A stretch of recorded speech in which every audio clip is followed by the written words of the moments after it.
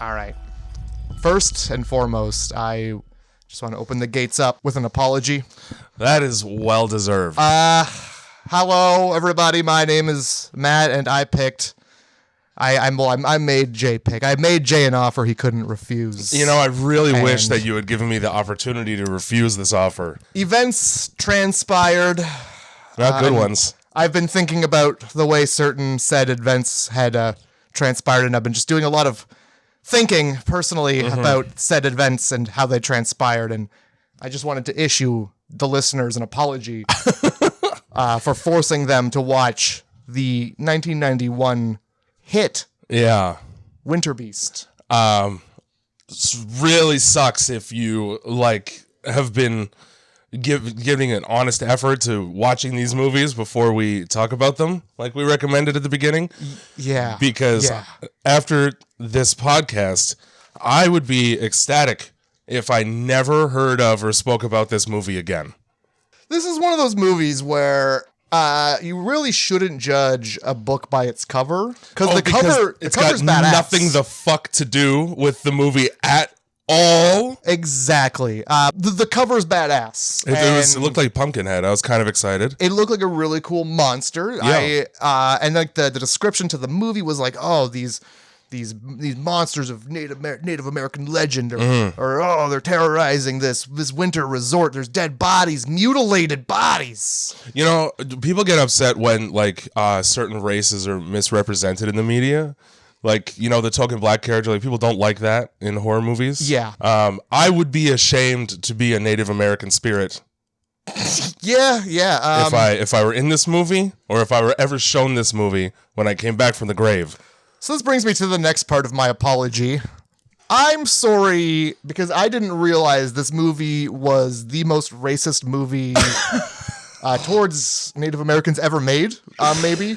Oh, featuring not a single Native American, very white folk. You're in a small town where, you know, by all intents and purposes, there would be plenty of Native American people just in the area. Yeah. Because we're in the mountains. We're not too far away from, forests. But hey, there's a severe lack of them in this film. Not one. Maybe one, but it's hard. It's just like a mixed race woman. There is one in the background. Oh, great. He's just standing around like in a shot.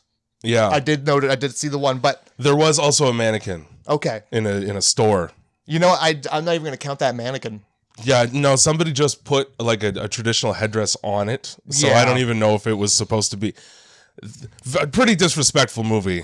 So I just wanted to say I am sorry, everybody. I saw it on Shudder and I was like, oh, creature feature. Yeah, this looks great.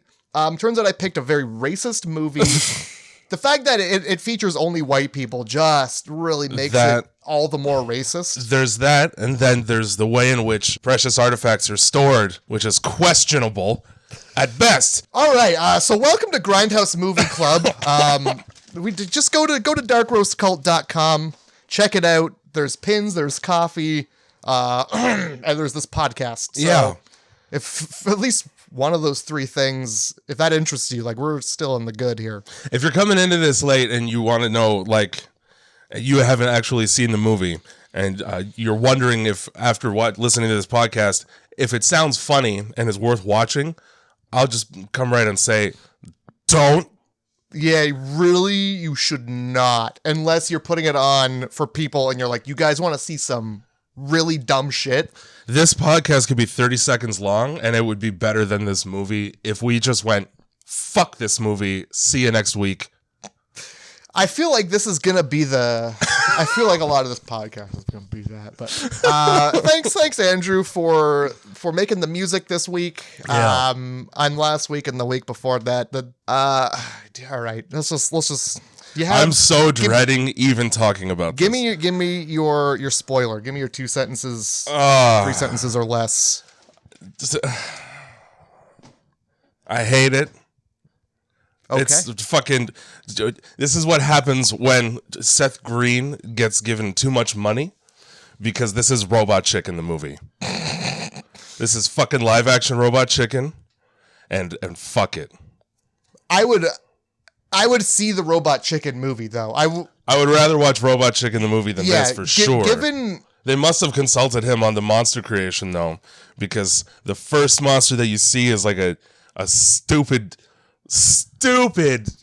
tentacle man, and I went, oh, this is Robot Chicken. Fuck. I'm so mad. And you know exactly, this is great. First of all, what's your synopsis? Racism. That's it, period. Racism in the woods. Very claymated racism in the woods. Yeah. I don't think there's a single black person in this movie either. Disappointing racism. How about that? That's just 2 words. Disappointing racism. Racial disappointment. The fact that I'm disappointed because of the racism, not that there wasn't enough of it. I want to make that clear. There wasn't a lack of it. I'm disappointed because of the amount of it. Yeah. All right. A lot of the time, and I've said this several times in the past, but like you can tell what kind of movie you're getting into within the first 5 minutes. It took 25 seconds for me to know. It took the Casio sounding intro music. Yeah. For me to go, oh, for fuck's sake. This is an episode of Tales from the Crypt. So right away, because I saw the production quality on the intro credits, I looked on the IMDb trivia and I wanted to know as much as humanly possible about the production of this film. And the first and honestly only thing, nice spill on the white shirt there with the coffee. My white shirt was a little thirsty. Yeah. So I gave it a little drink. This is great. Now it's satiated. This is why I don't wear white. Yeah, no, it's a good point. I always wear black, never spill. I'm also wearing white, and you're going to notice so many fucking stains that it might as well be a brown shirt. So, just right around the top, like it's not white anymore. I mean, now that you pointed out, I can see. Yeah. I can see them. So I looked on the trivia page. Oh, boy. You're right, this movie did come out in 1991, however. It's important to note that it was, shooting began in 1986. And it didn't finish until 89 because the people involved forgot they were making it. Well, you get busy, you know? You got conflicting schedules, and then it's Christmas, and then you get that divorce that nobody wants to talk about, and then a couple years later, you're fudging together this claymation disaster. Yeah, you had a decent actor lined up, and then he pulled out for a fucking Colgate commercial, which is better than this, probably. Given just the climate right now, I do want to apologize for this abortion.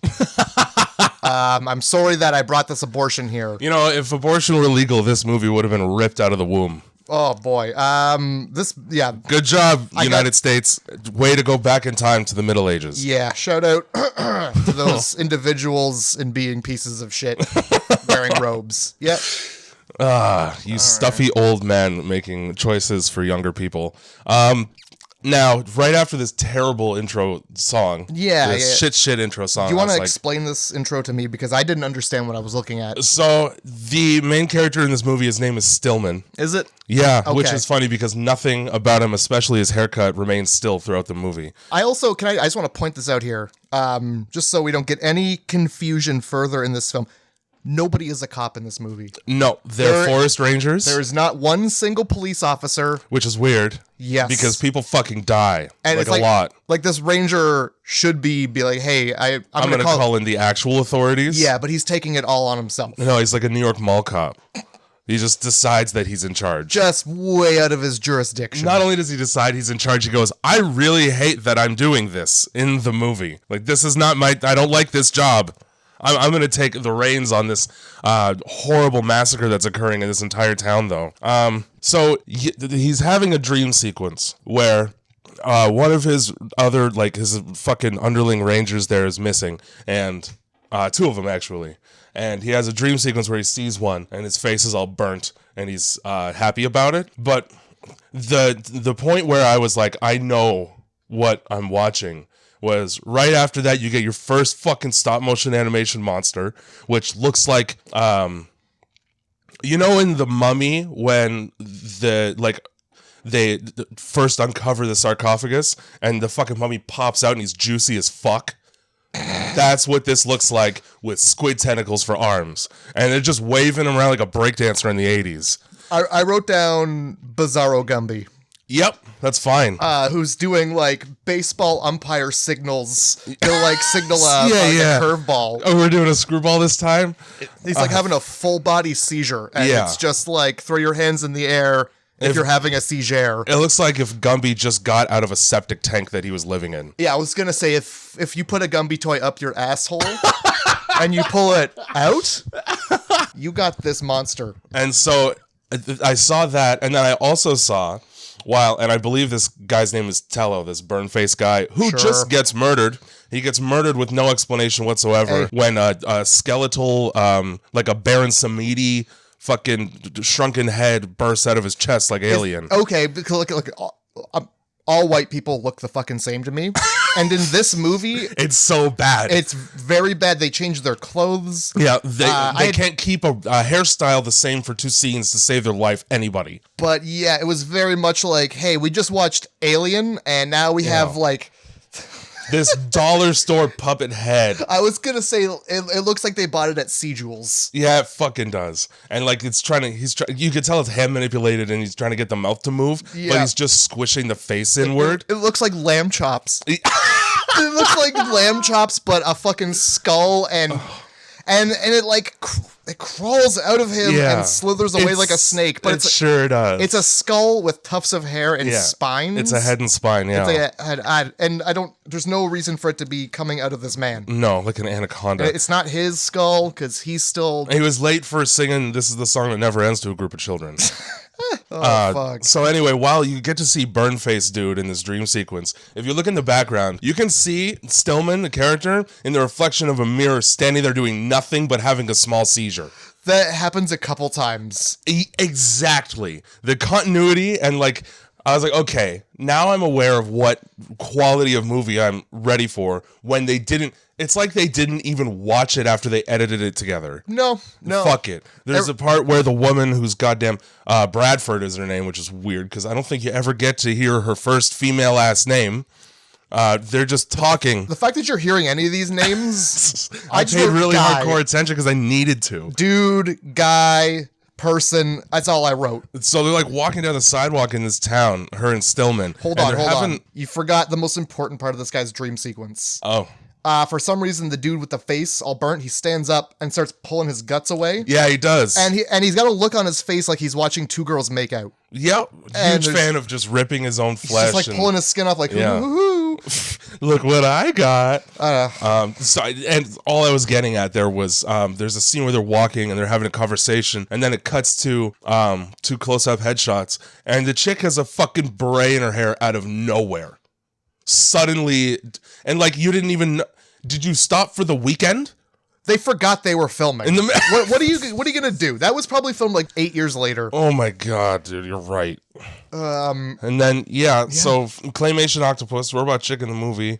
It's like a dollar store action figure that came to life. That's the best way to describe it. They make no effort to explain what you're watching until like 10 minutes into the movie. There's also like 18 different monsters. Yes, that have reason. Zero name, zero explanation. Well, one of them is Groot. Well, yeah, 100%. This one is fucking Groot. Yeah. And then there's Groot. There's the fucking spine snake. Yeah. You got the large chicken lizard. And you have just a man in devil makeup. It's a wild variety. Tyrannosaurus Rex. For some reason, it's just a dinosaur. Yep. I don't understand why they chose these. First of all, what the fuck is Native American about a dinosaur?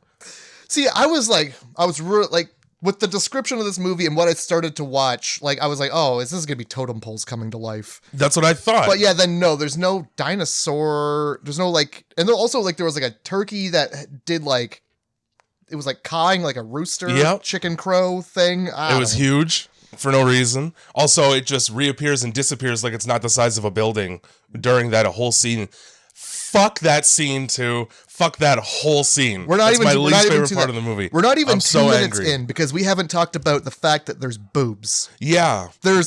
Okay, all right. So this dude who had the dream. Yeah. I don't know. Cut to like he's at work. Yeah. They're in like a forest ranger's cabin that I got to tell you, it looks like a tool shed. It does. And It probably is. They just added a desk. It's full of Native American artifacts and pornography. Yeah, pornos everywhere. Yes, and nobody mentions the fact that the pages are all stuck together. Yeah, he flips through the book and they rip and tear and they're wet. First of all, the pages are still wet. Number one, it's Stillman, this head ranger and his assistant ranger with curly hair who's got a bad attitude and sunglasses the entire movie. I think he had just transferred from the big city. That's the nobody mentions it, but that's the impression he that I get. says some shit about like Brooklyn or something like that. Anyway, now and then there's a guy who reportedly found the other one, Bradford, in the woods, and he's just sitting there. He's not being questioned or anything. They're just sitting there together, rifling through porn as best friends. Who in the fuck does that? Who watches porn with your buddy? And it's not even that. It's like this is. I mean, in the 80s. Obviously, 86, hopefully they started filming chronologically because... I can guarantee you they didn't. The language they use in this scene... Yeah. The older it is, the better they look, I think. Because you're 100% right. Because what's he do? He pulls out the thing, he's like, hey, check this out. Yeah. What are you, gay? Right away. He's like, oh, you're looking away? I'm trying to show you this porn. You're not one of those funny guys, are you? Yeah. Hey, I'm no homosexual, pal. Is what he fucking says. And this is like, I used to know a lesbian who had tattoos like you. Your name's not Ogre, is it? These are lines from the movie. These are actual lines. We are not making these up, man. The dude who found this body is wearing plaid on plaid. Yeah. Red plaid with a yellow plaid vest over it. Like a real ass lumberjack. Yeah. That's as lumberjack as you can get. Also, if Monty Python is to believe, pretty good indicator that you're gay as well. Hey man, I'm a lumberjack and I'm okay. Exactly. I work all night and I work all day and I sleep all night, but that doesn't rhyme. Well, it's okay or all right. Okay. Depending on the version. Okay. Yeah. That all right would fuck it. Oh, Bevins. Yeah. So first thing I notice, and this happens. They waste no time having this happen in their movie. Whole scenes of dialogue are overdubbed in post. As a matter of fact, during this porn rifling through scene, when Stillman shows up after he's done interviewing the guy, his mouth isn't moving while they're talking.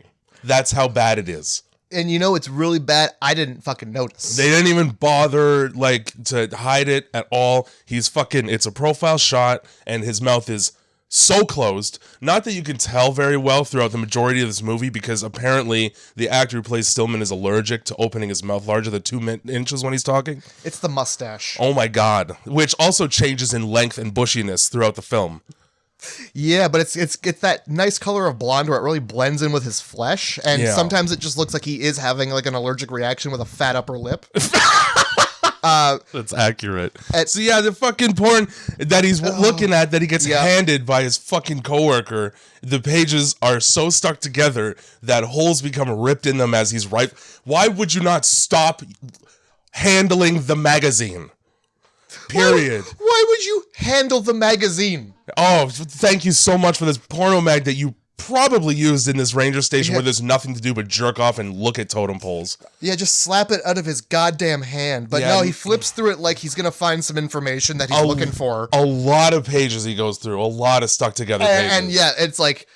He's like one stuck together. Oh, okay, that's it, right? Fine. No, the next one is so stuck together that it rips. Yeah. And like you can see that it's wet. Yeah. You lose like a fifth of the page. The page is shiny. It's shellacked. And nobody says a damn thing about it. When it comes to pornography magazines that are glued together with the semen of another person, I'm a one and done kind of guy. I you know? And that's just me. You don't finish the novel and pick up another one. I don't even finish this session. That's it. We'll try again in a few hours. Oh, shit. At about 8 minutes and 30 seconds into this movie... I have no idea what's going on at all. Okay. Sunglasses cop kind of looks around and he goes, you know what? What he uses... backwoods artifacts are creepy. Backwoods. So you mean, traditional Native American artifacts. Yeah, he's like looking around. He's like, every time I look around, and they're looking back at me. Mm-hmm. And he calls them creepy backwoods artifacts. They stopped just short of just saying Redskins the whole movie, I feel like. Oh my God. And then the other guy's like, they just accumulate dust. I don't think they're much of a threat. And then all of a sudden I was like, so it's all right, that's the movie. Yeah, credits. Gimme. You see more tits in the first 12 minutes of this film than in every Friday the 13th movie ever. You do. There's so many. And a pair of them are attached to a woman who gets murdered by a tree. Okay. Oh my God. Yeah. So she pulls her shirt off and then just casually like stretches, which I get. Yeah. I don't know. When I pull my shirt off, I'm putting another one on immediately. I frown away. That's just the way I feel. Yeah, we clean that up with another shirt. Yeah, no, she looks out the window. She doesn't put her shirt back on after hearing a noise. She hears a creepy noise outside at night in a cabin, and she just topless. What if there was somebody out there menacing? Now they have a reason to be. So you just gave them a reason to come in and touch those. Yeah, well, yeah. Against your will, most likely. But no, she's there. She kind of goes, oh, and then I don't know what she does, but she like moves toward the window. She moves away from the window. She's up against the wall, just kind of like no reaction to this big old man's fist that's coming through it's a bloody person's fist. We do this thing. On in the this other side. Fucking movie where it's POV shots from the monster's perspective. Yep. And they're always just a 6-foot tall person holding a video camera. Yeah. And then we cut to the claymation part where they're 3 stories tall. And it's very much like it's claymation in front of a picture of the background. Yep. And it's definitely like a toy house. They're doing like the least amount of work to get these monsters into the film, because I think they filmed this whole movie and then like in the last like 6 months they're like, fucking monsters, all right, we forgot the monsters. They like sat down and like cut it together and like, so we don't have any monsters. Oh, but I already put together the poster with a giant monster on the front. Oh, okay. Right, what's your son doing for his high school final project? I'm going to need you to run to Dollarama and pick up as much brown clay as possible. And we're just going to use ketchup, and we're going to try our best to shoehorn these monsters into this movie that you never, ever see an actual actor in the same shot as these fucking monsters. They just make little people out of clay and smash them against buildings, for fuck's sake. My favorite one is the giant, the dinosaur, because it takes a bite out of what is clearly a paper photo of a man going. Yes. And he's like got his hands up in the air and he's screaming, and then it comes down and that's that. My favorite one is it's the same guy getting attacked, but it's a different monster at a different part in the movie. I think it's around the time that he goes and checks out the totem pole with the dead bodies on it that they just never remove, despite the fact that it's a crime scene. Yeah, well, they're not cops. They can't touch that shit. Call the cops. I'm just saying. He gets picked up and thrown by this monster. I think it's the head alien. Yeah, I did notice this. And then they cut back to him just running away. He like stumbles backwards, but like, yeah. He's in the exact same position he was before he got picked up, allegedly. The monster picks him up, yeah, and then just cut to him safely on the ground and just fine, leaving slowly. It's so good. We get like a Friday the 13th bit where remember when Jason reached through the window and she like backs into his hand? Yeah. I feel like that exact thing happened with this lady and the tree monster. This dumb cow had all the time in the world to get out of that cabin. And put a shirt on. And put a fucking shirt on. Instead, she just stands by the wall yelling. For like 13 seconds it happens. She does not yell. She just looks. That's even worse. She lets mouth agape. They overdub the fucking lines. She doesn't even look terrified. Oh my She's God. just like there in the room and they're like awkwardly like, look awkward. Look as awkward as possible. Yeah, this is peak acting. I was like, okay, where did we get these people? A bus stop? These people, I really enjoy that they probably had no idea what the monsters actually were supposed to look like. They're just like, all right, here comes a monster. The monster's coming. I'll tell you what I think is that the only one that they were aware of was the actual person with makeup on. They probably never ever saw. They might not even have known that there were more monsters than just that in the movie.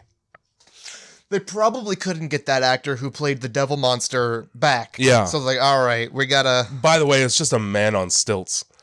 They don't even try with that. Are we sure he's on stilts? He's not just a man? Because the stilts... If he's a man, he's about 7 feet tall, because there are some scenes where he does a little bit of towering. Okay. It might just be perspective shots, but I don't want to give the filmmakers enough credit to assume that they know how to do that. Yeah, I feel like a man on stilts is just more impressive than a man, and I don't give them that much credit. They have a scene where they're fucking...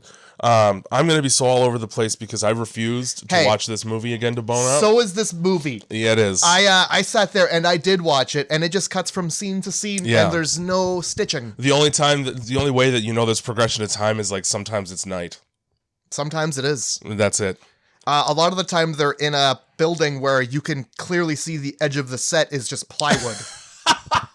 And they don't even crop it in. It's just there, and you go, that's very thin wood.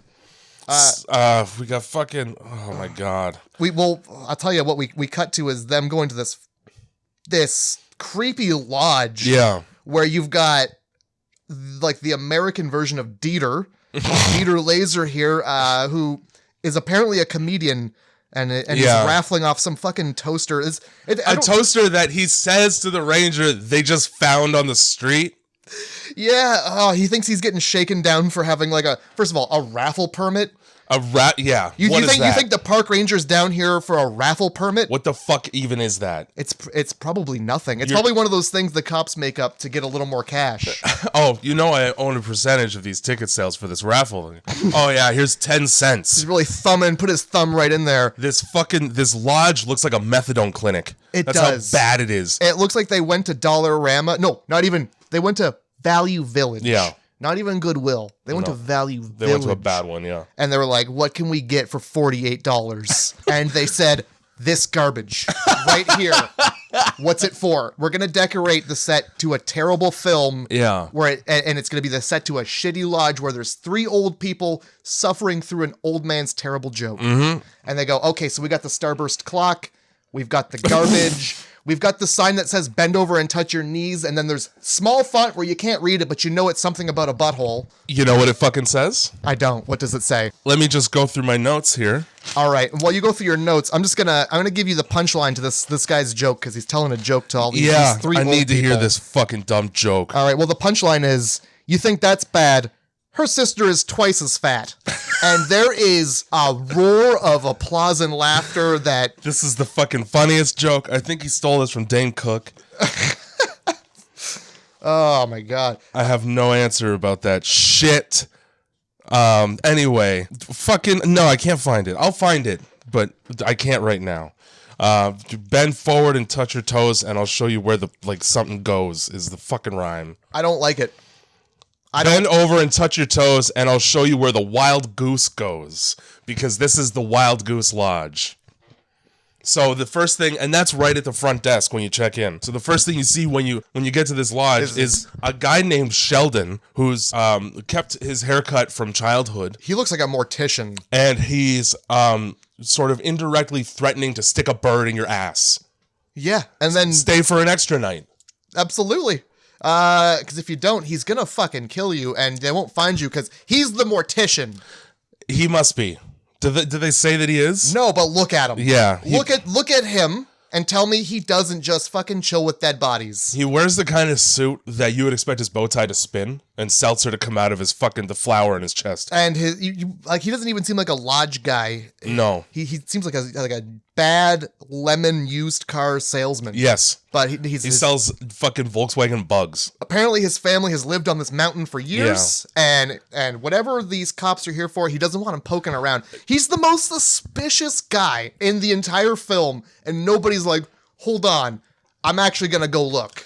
He's got a really great attitude for somebody who is literally getting in the way of a missing persons investigation the whole movie. Yeah, he talks down to these rangers like he's the mayor, and they're like the cop under his thumb. Yep. But he's just a guy who runs this dirty old lodge that he just reopened. Also, fuck this guy, because you could tell during that talking head scene that he's reading his lines off of a card behind the camera. Yeah. You can just watch his eyes move back and forth like a shitty news anchor. Yeah. There's a few times where people are like definitely looking at their lines or like into the camera by accident. Yeah. But yeah, so you got this guy. We could talk shit about this old man for so fucking long. It's a fucking nightmare. And honestly, he's got a lot of parts in this movie that we're gonna get a lot of opportunity to do that. Yeah, we sure are. This fucking second ranger dude with curly hair and the sunglasses that he wears at night indoors during the day, just always sunglasses. Well, that's how you know that we're talking about the sunglass ranger. Yeah, this fucking the guy who finds this woman, which we don't even talk about how they found the woman because she's so fucking inconsequential in this movie. I think she has like 10 lines. Bradford, the ranger who goes missing and shows up bloody, and she just goes, "It was bad," and then okay, we cut to this like it just never. Yeah, you fuckers with this movie. They tried their best to really get it as fast as they could. I hate it. I can't stand it. This fucking second ranger just like clearly has an out in the open drinking problem. So much so that the guy makes him fucking empty a flask out halfway through. Like, I need a drink for this. And everything in my life, actually. What does he say? He's like, hey, you want a little... When he like first offers it to him? I don't remember. Oh, but I don't know. He drinks it. He's like, oh, this is shitty whiskey. He's like, yeah. It's real good whiskey. It's got the bite that I need. Some shit like that. He's like, what do you think gives me my courage? Yeah. Well, I'll tell you, as a career alcoholic, I only drink whiskey that hurts to drink. Yeah. Well, that's how you know you're drinking it. Yeah. Right? Otherwise, how would you? If it doesn't make you go, oh. Yeah. If my body doesn't tell me I shouldn't be consuming it, why bother? If I don't have the immediate urge to chug like a gallon of cola, I'm not drinking whiskey. Apparently, this is so off topic, but if you, I just found this out via TikTok, if you don't like drinking Coke because you don't like how much sugar is in it and you feel like you're unhealthy, if you put balsamic vinegar in with some fucking other ingredient, it tastes exactly like Coke. No. Soda water. Yeah. Yeah, I'm good. I don't like vinegar. That's like the worst fucking bubbly ever. It sounds like a rude thing you would do to somebody. Oh, this Coke is delicious. It's fucking vinegar. Get out. Oh my God. Yeah, if you ever do that to me, I will throw up. I think I'm gonna know the difference between Coke and vinegar. I would hope. So during this they're trying to get this lodge owner's assistance with this person who's missing on his mountain. Yeah. And he's like, don't scare my guests. Yeah, come on now. They're probably fine even if they're dead. My 3 old people need to go to bed in their respective rooms. During this scene, a fist fight just happens with no consequence at all to anything. Well, I mean, they're getting in a fight because the guy's just trying to make conversation and he's really bad at it. That's the whole thing. Is like, hey, buddy, I'm just trying to make conversation. Well, you suck at it. Yeah. And then they just start punching each other. And then nothing happens. Well, the old man goes, whoa, what's going on here? Who the fuck are you?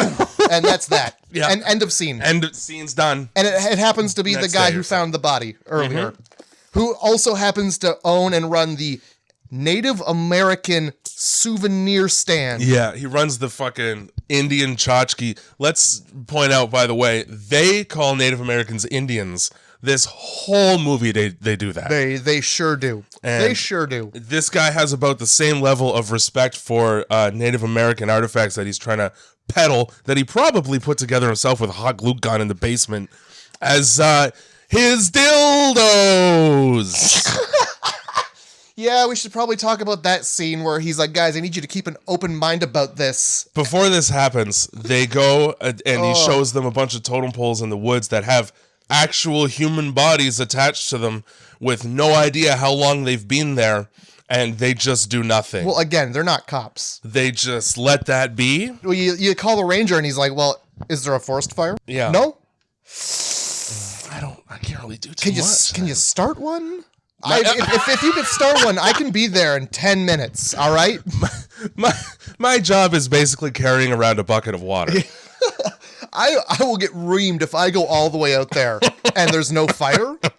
There's no fire, and there's no just abandoned camping tent with garbage strewn about that I can be upset about. Well, that you just described a whole park ranger's job. So Yeah. if you're a park ranger and you're listening, we're sorry, but I hope you've got the same Dracula porn music to listen to while you roam around the woods as these guys did.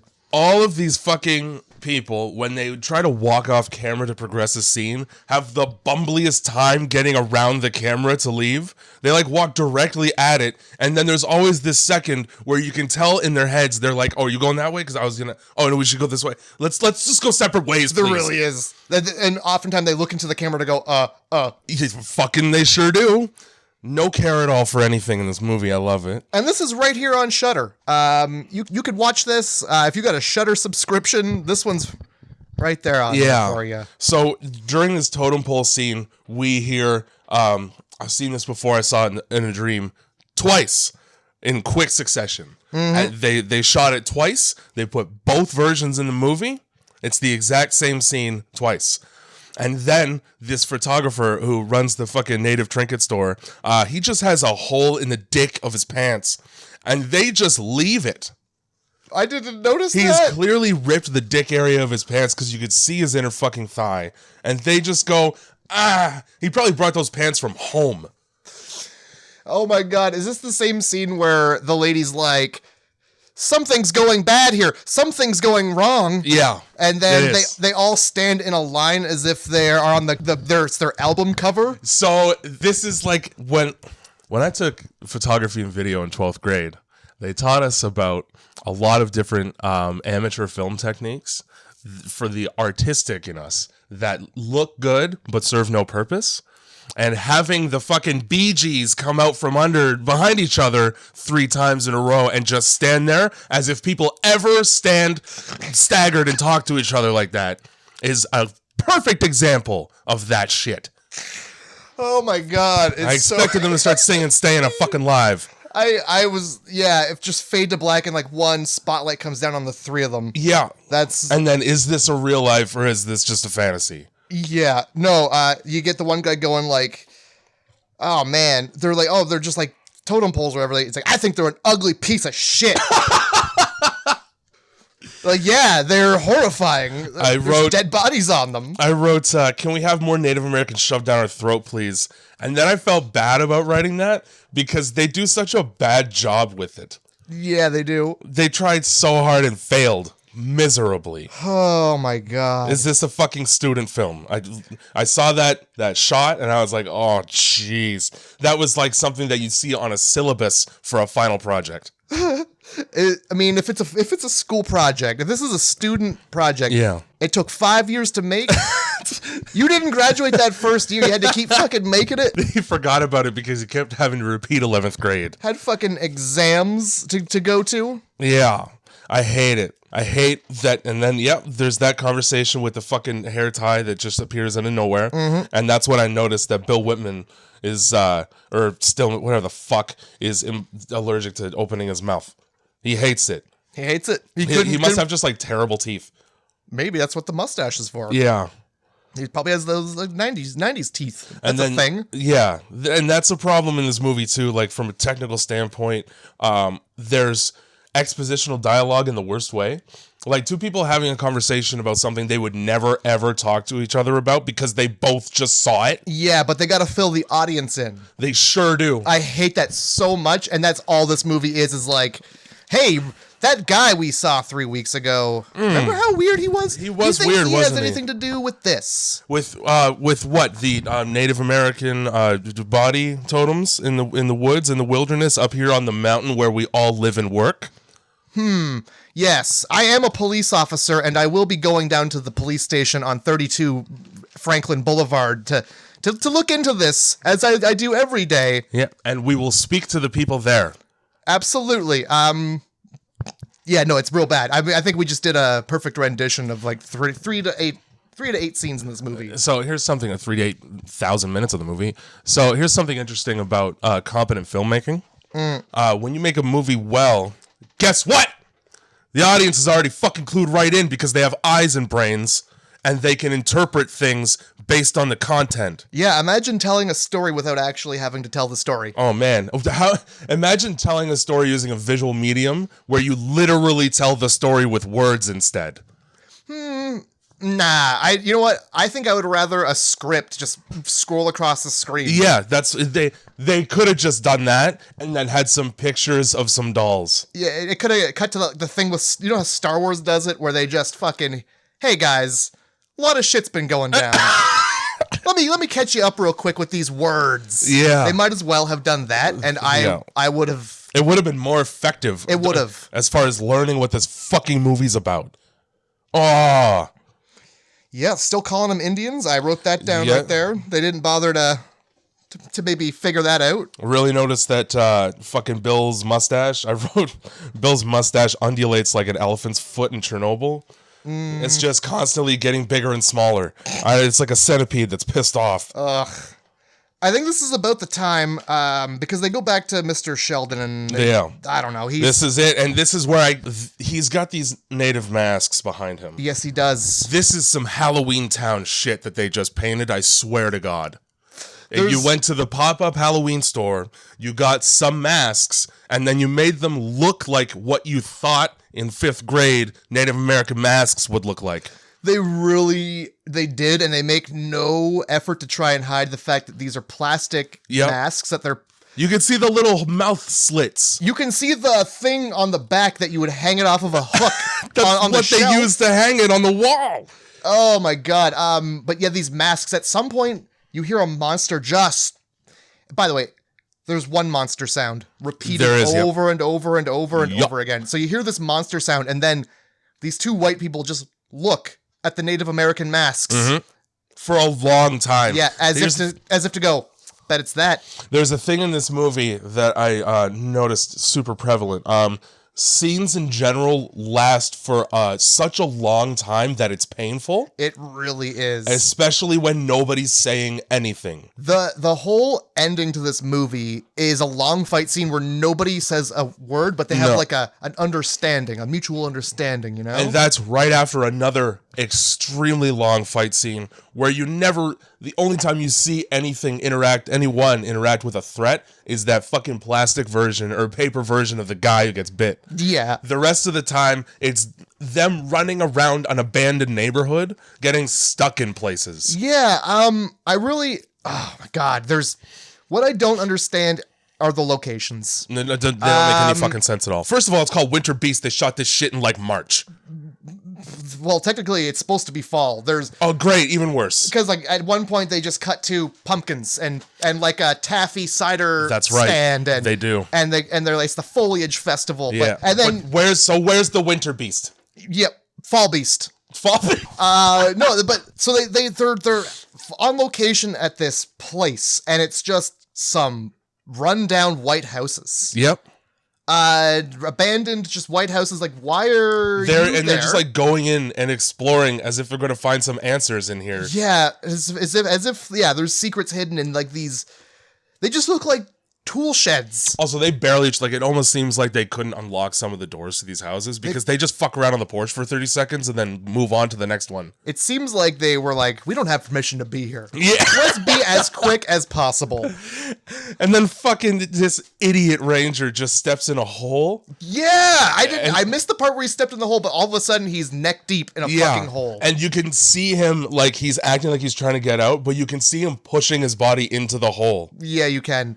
There's another really good scene where it just cuts to this guy rappelling down a cliff. Yeah. And then you got fucking Wiggly Arms Evil E.T. up there with 4 arms. Yeah, oh, that's right. Yelling and breaking his neck while he's yelling. Doing the same, like, yeah.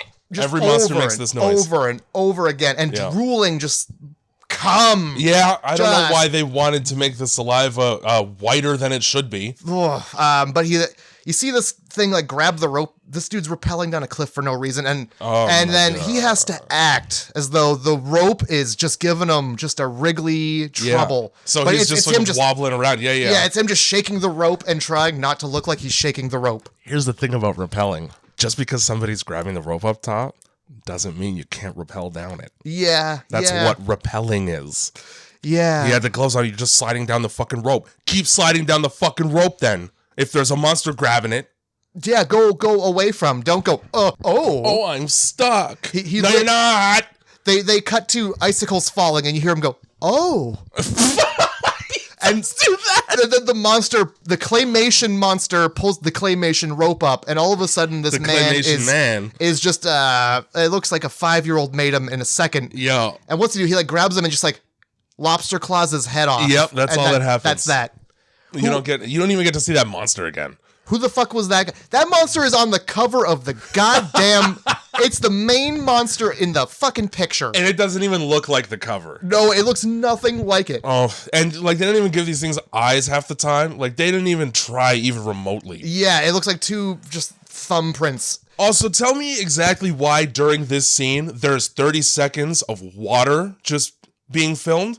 They just put in a shot of a babbling river for 30 fucking seconds of movie. They were really trying to... They had probably an amount of time they had to hit. Yeah. And they're just stretching it out like when you put in like at and the and all those little words. Yeah. Just to make your essay just a little longer. Ellipses, just 3 dots in a row. Just really padding because there's no content. Mm-hmm. They're like, well, at least look at the nice waterfall. This is a 30-minute movie that they made over an hour. Yeah. At most 30 minutes. I think they had to cut to that because really, you can only look at this guy shake a rope he's hanging from and make it look like maybe something's wrong. You can only do that for like 2 seconds before you go, oh, he's just using his arms to jiggle the rope. Also, it's... What the fuck is it called? Fucking A&R, A&D, something like that? Audio recorded in post-production? Yeah. So... Their best their best version of like a panicked scream is that whoa! That's the best one that they recorded. You couldn't just keep them for another 10 minutes to do another take. I think this whole film might have been a one take. I wouldn't be surprised. They just like nailed it because they were like, God, we don't have permission to be here. They probably did a great deal of it in one weekend, and then it's just fuck that movie. I forgot all about that. I'm going to get the gang back together for one last scene where everybody's aged 4 years. Nobody even looks. There was a part in this movie where they're, after like a bunch of shit happens and they're just sitting in the ranger station, and I thought they just changed the actors of one of the characters because there is a guy in sunglasses standing in there. And I was like, so they just did that and expected nobody to notice.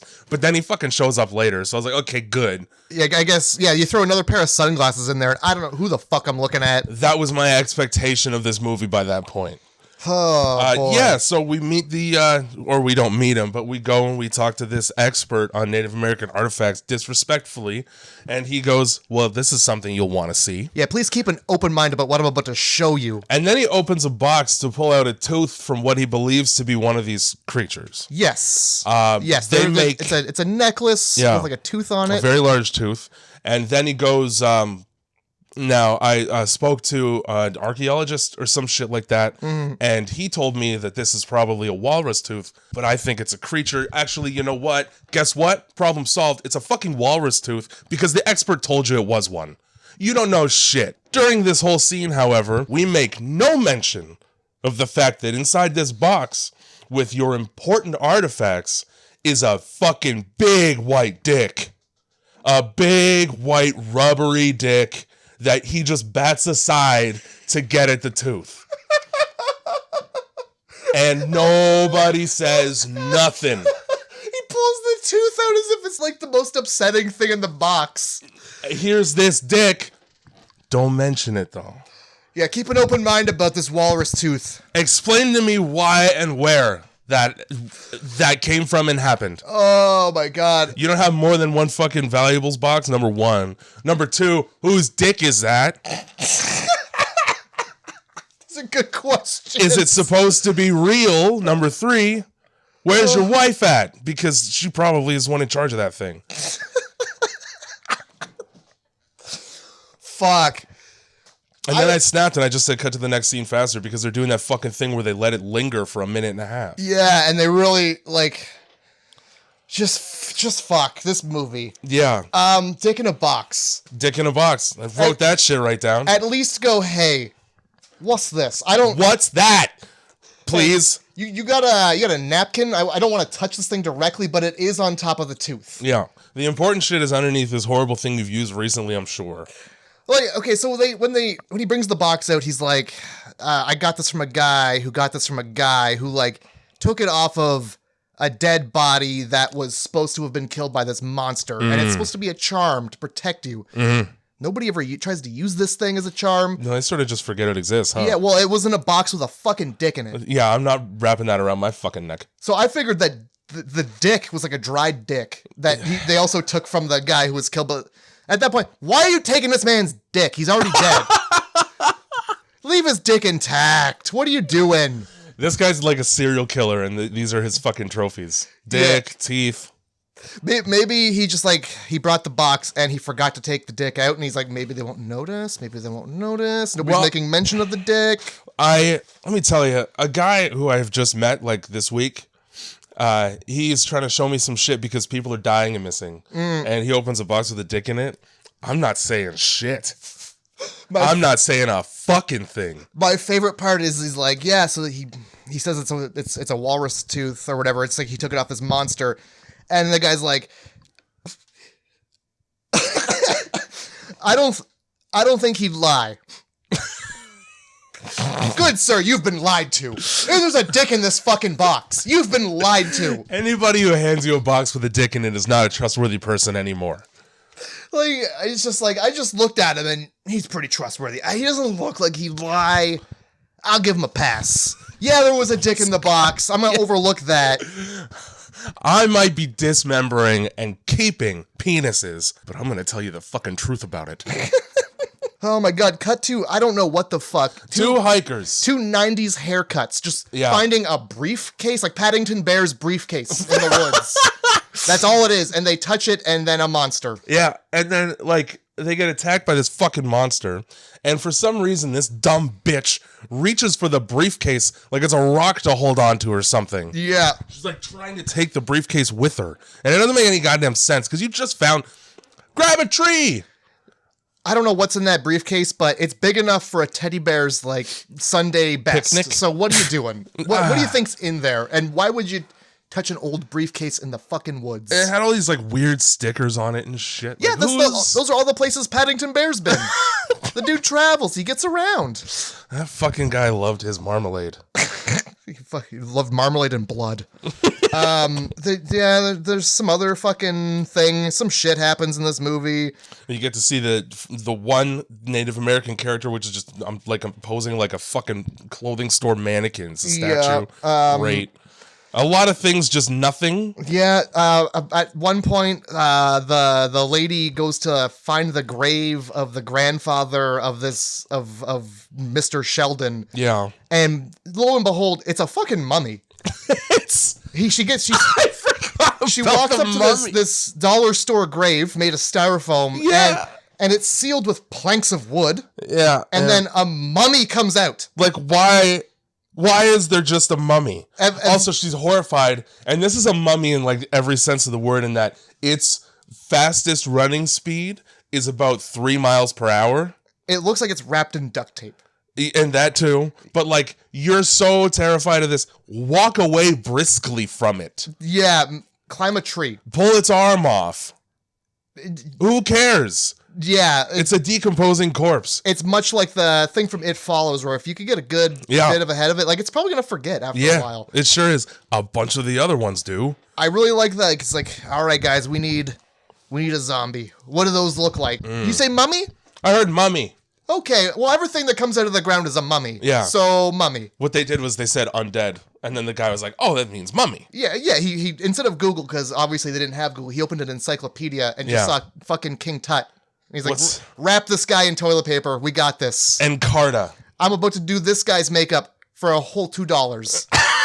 We're going to get that dollar store makeup. We're going to glue the mask to his face. We got this. A roll of paper towel. I drew that alien because I was trying to figure out the fucking monster to human ratio, because it changes constantly. Like, these people are growing and shrinking all of the time. So I wanted to remember that a man fits in one of the 4 arms on this alien. Yeah. and it's taller than the fucking trees that surround it. So you're telling me that these things can just be around and nobody has seen them? It's a shocker that these giant creatures are around. This giant fucking T-Rex is here. Hey, man. Surprise! A lot of bad shit goes down in the woods. That's why all the bad shit does happen in the woods. You can't see that shit through the trees. So they're fucking going through town here, hanging up missing persons posters for this ranger whose name is Tello, which, what kind of fucking name is that? Hello, Tello. Exactly. And as this is happening, Sheldon gets pissed. Sheldon is the lodge owner. Yeah. He gets mad because he's worried the investigation into these dead people is going to hurt his business. And not the fact that his business is taking place in what looks like a fucking old, like, campground cabin for kids. Yup. So I noticed that one of the missing posters, because they're just tacking them up to telephone poles, the guy turns around and immediately it blows off the pole. Right away. Whoops. This is where I started to notice that one guy's haircut changes about 10 times in the movie. They never explain why Bradford needed to be saved by this fucking lumberjack. They never explained it. Nope. Hey, they never, ever talk about it. Hey. But they keep bringing it up like it's a fucking... It would only complicate the movie. At this point, it would only make the movie worse. That's not going to add any coherence whatsoever. There's the dude who owns that Native American... souvenir stand. Yeah, that's what it is. He's like, hey, I went to the library and I found this book. And he's just like reading through the book, and the book's straight up like, yeah, totem poles are a portal to hell. Yeah. White people, white people, white people. Fuck him, eh? Yeah. He goes back and talks. He wants Sheldon to shut down his lodge. And Sheldon develops, and he had it before, but it just gets worse, a real please arrest me attitude. Yeah. Doesn't budge at all on that. The ranger also calls the lodge crummy and filthy in that scene. It looks like a fucking tackle shop. Of course. It's got like 2 rooms in it. It's honestly, it just doesn't look good. I have nothing positive to say about the way this place looks. Yeah. It looks like they got a good deal on like a department store's like display where they had like a faux wall built. It looks like Hawaiian Night at the office. It does. It's very, look, this whole movie is very rinky-dink. That's the best way to describe this film, is fucking rinky-dink. This fist is full of ham. So fucking, yeah, the woman gets killed by the mummy because she doesn't try at all. And at some point, Sheldon just finds the corpse and then hangs it in the fucking lobby behind the desk. And then looks at her and fucking slaps that body dead in the face. He does that twice, but he makes a good point of fingering that neck hole. Just making sure, like, yeah, get that finger in there. Oh, he just dicks around with an open wound and then disrespects the corpse, which is a felony. He doesn't even wash his hands first. Oh my God. How's that? At this point, I forget why they're even here. Yeah. Why are they here? Why are the 2 rangers here? One of them said, I'll be back earlier. And then he had a head. And then Sheldon goes, or will you? Which, yeah, he will. He said he would. There's no other place for him to go in this town. We've got 3 locations total. The totem pole, the souvenir stand, the crummy shed. During that scene when Bradford, the chick, is being strung up, you can see her move and breathe constantly. Hey. Her hands just like jiggling around down there. Well, she probably did her best. Did she? Still not the worst part of the film. And then, okay, so I figured like the lumberjack's name is Bill, and I didn't catch that until like halfway through the movie. Sure. Lumberjack is the same as the souvenir shop owner. Okay. He, for some reason, goes back by himself. I don't really know what the fuck. And he sees that corpse of Bradford. Oh yeah, he's got a head in his hands. And he just has a head. For no reason, this head is not explained. So he reacts to seeing a dead body of somebody who he's spoken to recently with about as shock and intensity as finding out that his coffee's cold. Maybe they didn't tell him. Maybe they're just like, walk into this body, or walk into this room, upsetting things are waiting. Yeah. Just give us a little shock. Not too much, though. Don't give it all away. We save some for the next scene, because after that, we are treated to my favorite scene. This is so fucked up for so many reasons. All right. you start, and I'll just interject wherever I need to. Well, Sheldon turns into Norman Bates. Yeah, he does. This is now Psycho because, he puts on a record. It's akin to like Tiptoe Through the Tulips. Yeah. It's like they couldn't get Tiptoe Through the Tulips. They got whatever the fuck this is. Here's my problem with this shit. Yeah. These songs aren't scary. No, they are not. I've got a brand new pair of roller skates and you've got a brand new key. Listen, if I walked into a room that was covered in plastic and there was just a man in a mask and like in the middle of it with a knife looking at me, I would be like, you can go to the fucking dollar store and get Halloween theme song CDs. You can. You really can.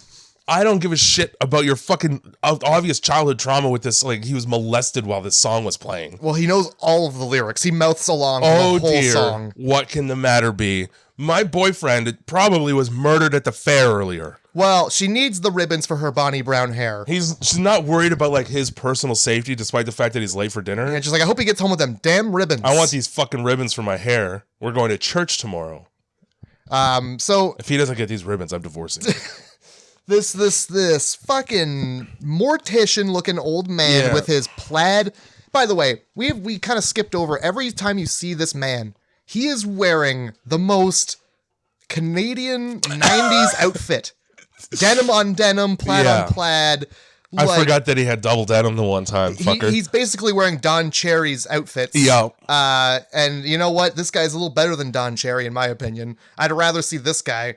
And so he's put on a clown mask and dance around dead bodies? Yeah. Okay. All right. So here's the debate. Right. Are they dead bodies? Because they don't look like dead bodies. No dead body in this movie looks like a dead body, though. But yeah, so here, it's supposed to be Halloween. So are these decorations or are these corpses that he's dug up because they're clearly rotting? But also you can see where the neck meets the head and it's very much just a plastic head on a plastic body. One of them is like they taped a coat hanger to the back of a head prop and then slapped a shirt on it. Yeah, they really did. They didn't try at all. So I couldn't tell. I couldn't tell if this is supposed to be people that he's murdered or just props for the Halloween. But you get a whole 3 to 4 minutes of him dancing around and stroking them to different menacing camera angles. Yeah. First, I can't stand it. For the first, once he started mouthing the words with the enthusiasm of somebody watching their son score a hockey goal for the first time, I was like, okay, this might be something. This might be the best part of the movie. And it was. It promptly was for about 10 seconds, and then I hated it. You got fucking Bill in here just watching this happen for 5 minutes and doing nothing. Yeah, in a 100% fully lit room within 7 feet of this guy practicing his weird ritual. And he turns and he looks. He does. There's no way he didn't see this man. Nope. Not hiding behind anything, holding a wooden head. And then he goes right back to doing it like nothing. Oh, yeah. Nothing it's almost was like wrong he with wants that. him to watch. He's like, ooh, voyeur. So we got to watch our voyeurisms. And he's just fucking stroking these bodies. I just wrote fucking Sheldon. That's it. I wrote Sheldon in huge letters because I can't with all this. I can see is what the fuck. That's the clearest thing I've written here. But he's got, total Dieter Laser vibes. I got that from him. Just old man living alone and just doing weird shit. He hasn't had a friend for a very long time. It shows. It really fucking shows. And and then Bill shows up and he just dies. Well, Sheldon's head just catches fire and he dies.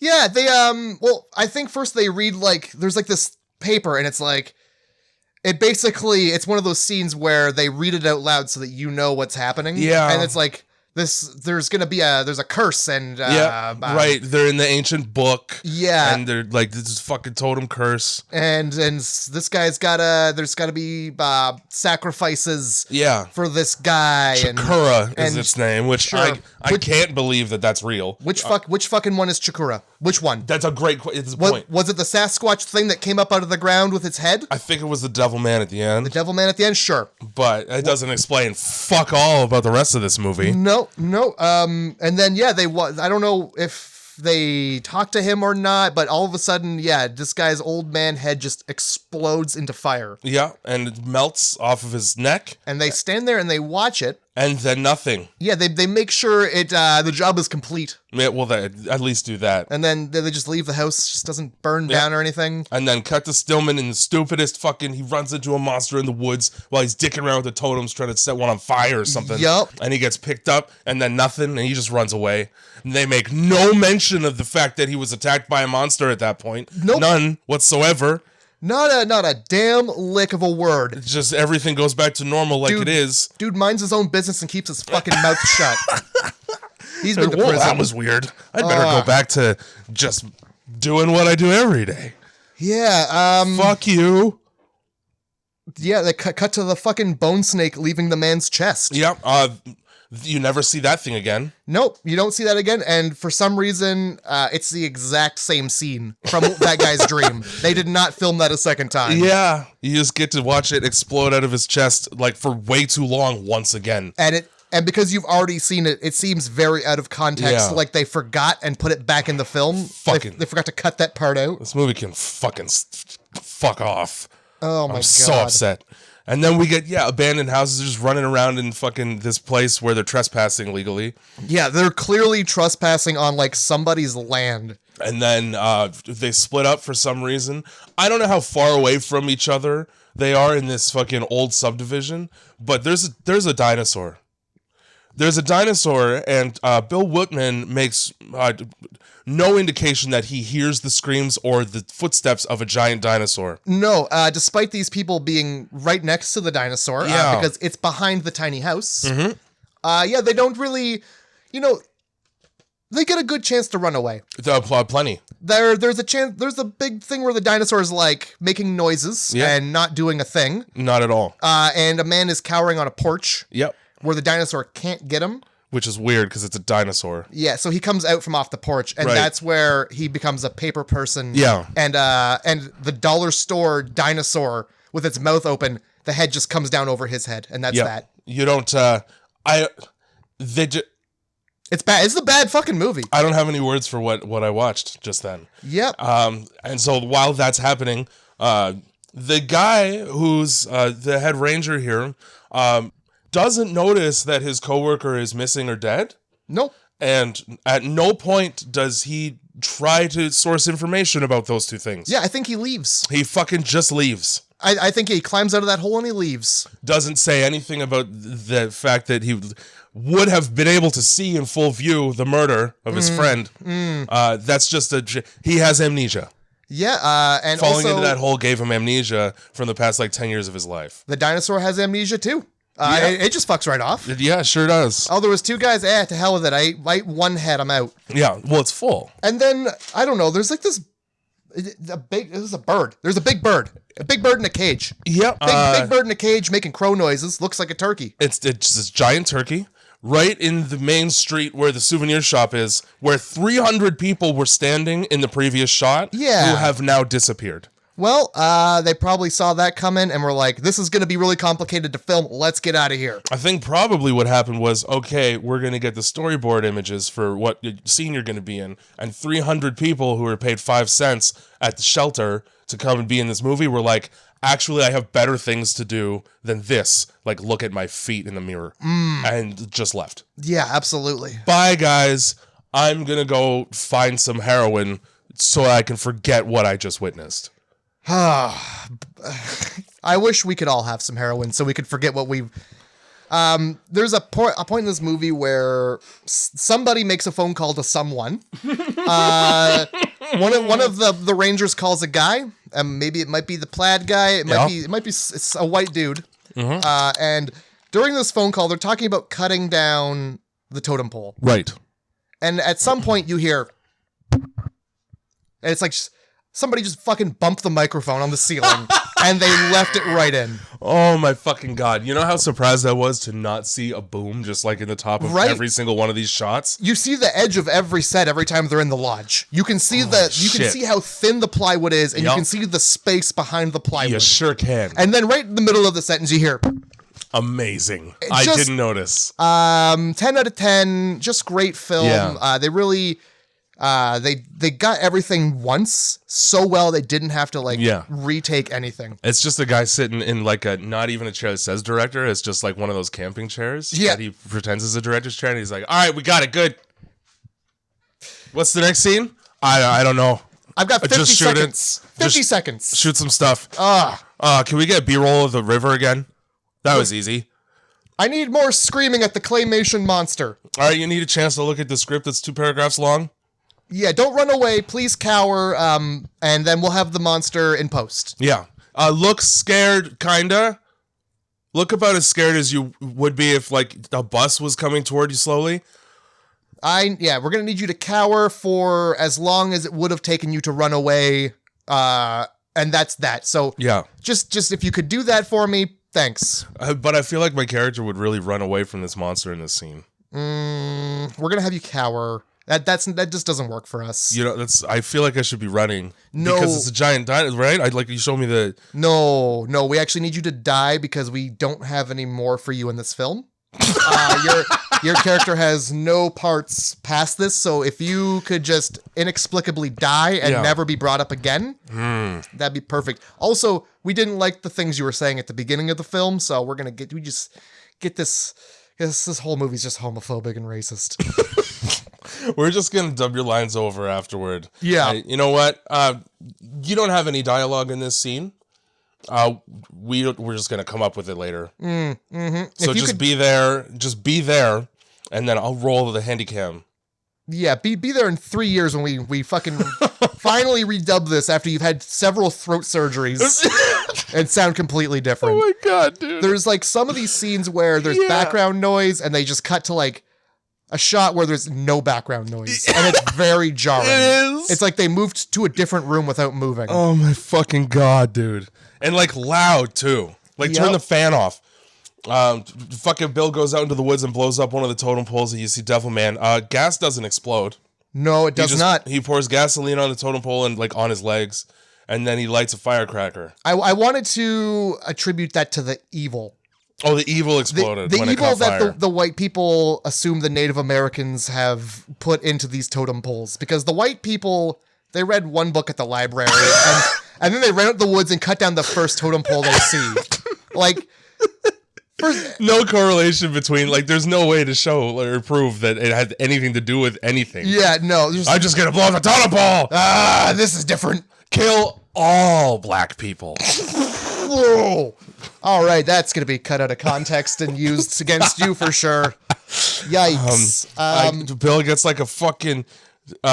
he's driving away when this Devil Man shows up and just bails out of the car for no fucking reason and smashes it. Call him what he is. It's fucking Hellboy. It's Ron. Okay, Hellboy it's Ron shows Perlman. up. Yeah, and bad Hellboy shows up, and this dude has a car to drive away in. And he goes, "Fuck this car, I'll hoof it." Yeah, he really turns sharply and stops abruptly while diving out of his vehicle for no reason. None whatsoever. And then, lo and behold, actually, that vehicle crashed. Yeah. It didn't come to a complete stop as he rolled out. No. As you previously did see. No, it crashed and now is smoking. And there was like a weird flash, too. As if they cut something in there and it didn't quite work. And it was left in there. Or, like, they had a little pyrotechnic that didn't quite work. Because there's just like a flash. Yep. I know exactly what you're talking about. Pop, and I was like, oh. You'll notice also that the car stops being broken during this.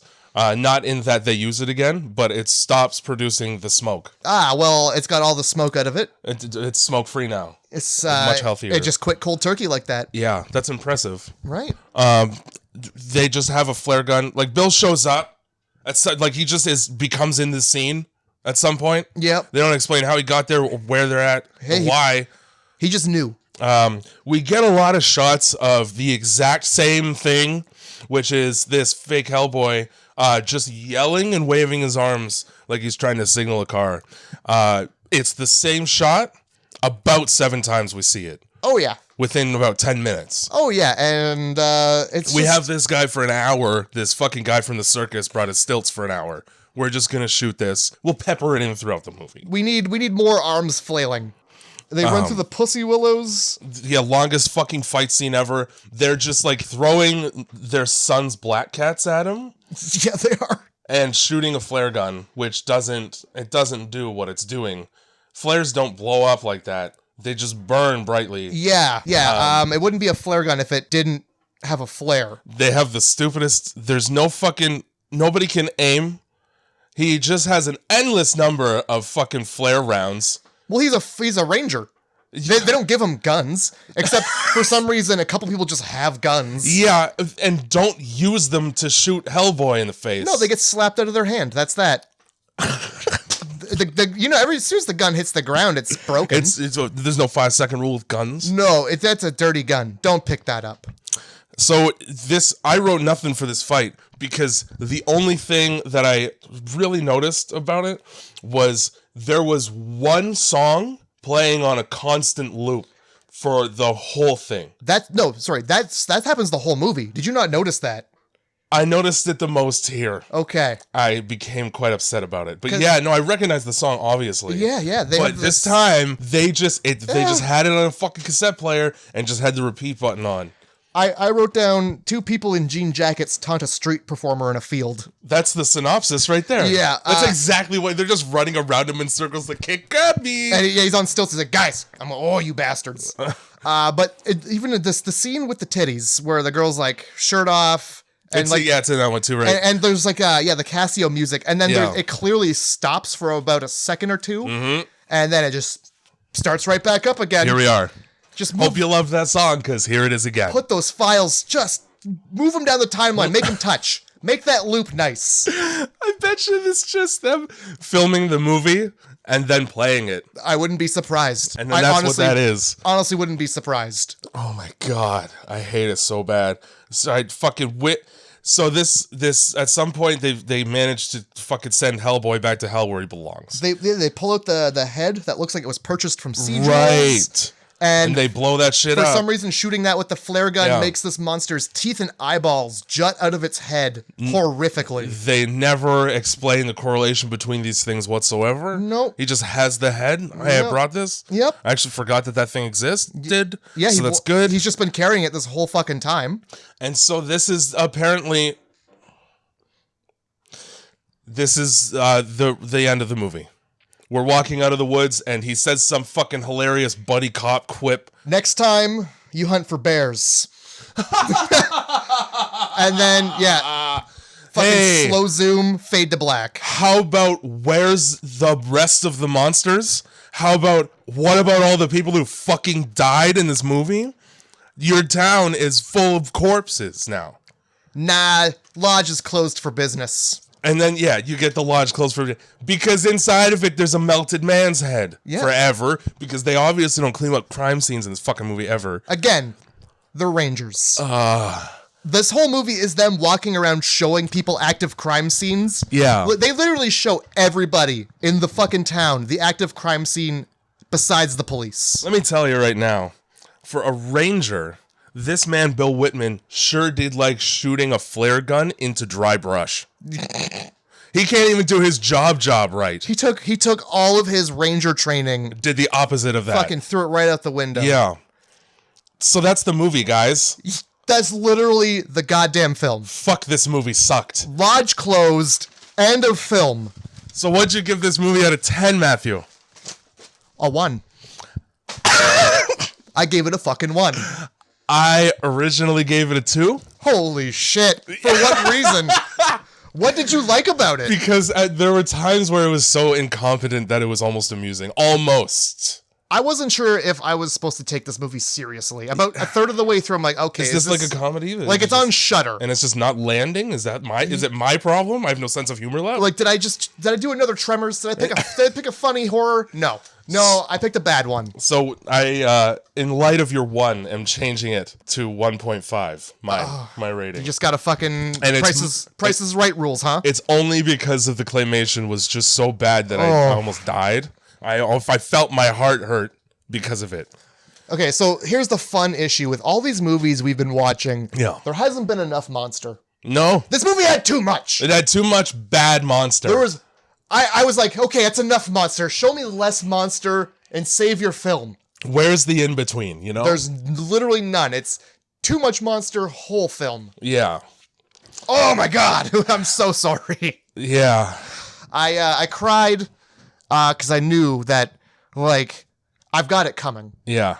And I've been waiting for it. But here's the best part is like, yeah, I'm gonna get it, but you gotta watch the film too. Yeah, I do. So what have you done to yourself this week? I will tell you right now that I have done some fantastic things to the both of us. Oh, good. And you're gonna hate them.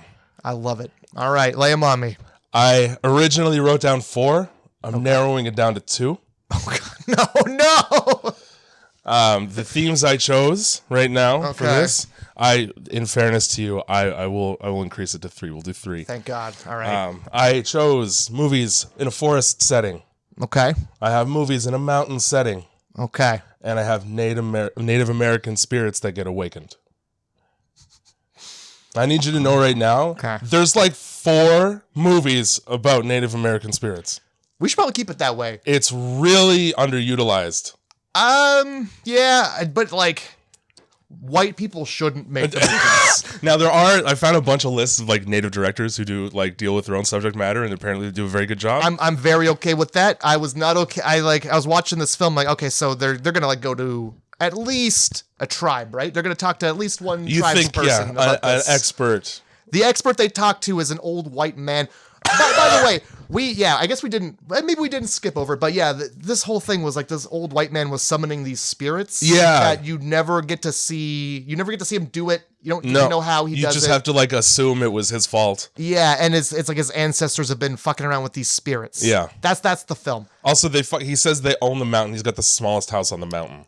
He really does. His house is the size of the ranger station. If I owned the mountain, my house would be on the top. Yeah, it would. And it would also be quite large. It'd be really hard to get to on purpose. Yeah. All right. Okay. So forest setting. Okay. Mountain setting.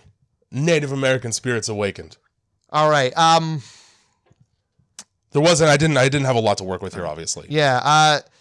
So quality wise, what are we looking at? Like a lot of top tier films? 1. Oh shit. 1, huh? And it's the one I included because of your reaction. So. Tough, eh? you were really trying to set me up there. You're either in trouble or you're in a radically different but equal amount of trouble, really. You know what? I just take the good one out. What's the tell me good one? Just tell me the bad ones. Forest settings, Native American spirits awakened. Oh no. Mm-hmm. Give me forest setting. Okay, we're watching Wrong Turn, guys. Wrong. Oh boy. Hillbillies. Incest hillbillies. Wrong Turn. Fucking, you should have got a GPS, man. Eliza Dushku gets attacked by somebody whose eyes are melting into their head all movie. I don't know if I've seen the original. I think I've maybe seen the second one. Oh, you're in for a treat, man. Oh boy. The other option was Thanksgiving. You know what? Maybe we don't do 2 movies like that right next to each other. Maybe yeah, we'll dodge that bullet. Let me tell you right now, I will not rest until you watch Thanksgiving. And I do have I made you watch Tremors real early. So sure did. I really blew my nut. I was like, go fuck yourself. Super quick. Thanksgiving. Nice tits, bitch. Well, that's the movie. That's the podcast about the movie. And we will be watching Wrong Turn. Matt really likes dirty hillbillies in the woods. You know, it's not my problem. Isn't with dirty hillbillies in the woods. Mm-hmm. It's when the dirty hillbillies suck a tit without permission. Yeah, here's the problem. I backed myself off of making that The Hills Have Eyes. Thank you so much. But I couldn't incorporate it, and also I was like, it's a bit early into this podcast series to do the one thing Matt said he would never ever do. Yeah. Well, you know, we do that one. I'm gonna remember which one you said you didn't want to do. We're doing that one. All right. I don't even know, man. Do yourself a favor, everyone. Thanks for listening to this. The only praise I will ever give myself is at the very least we're funnier than that fucking movie.